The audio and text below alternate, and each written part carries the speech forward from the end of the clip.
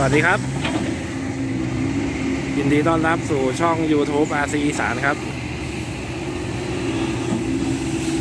วันนี้พามาดูรถขุดซานี่นะครับ SY 2154 Super ACE นะครับหรือว่า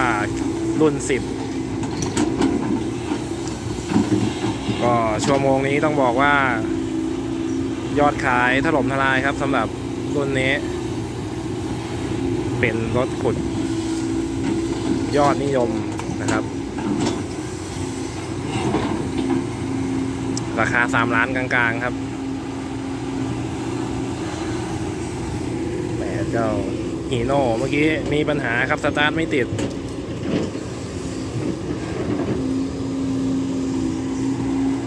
เรามาชมการทำงานของเขากัน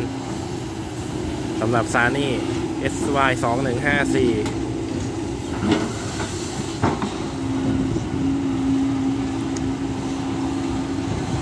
จากค่ายทางเมืองจีนครับประเทศจีน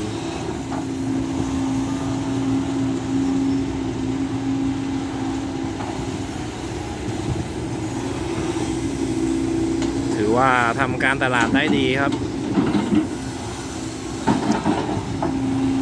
คุณภาพก็ไม่ธรรมดานะครับ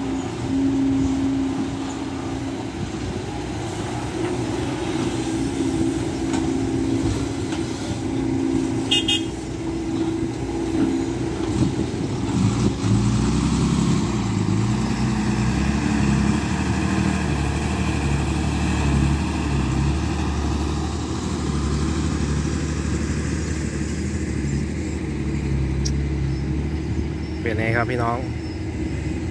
รูปลักษณ์เขานี่สวยงามทีเดียว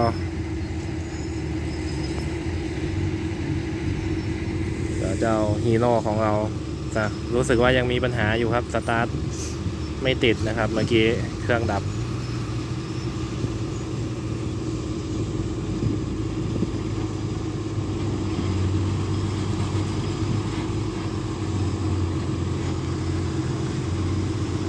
เรามาชมเสียงเครื่องเสียงปั๊มกันครับสำหรับ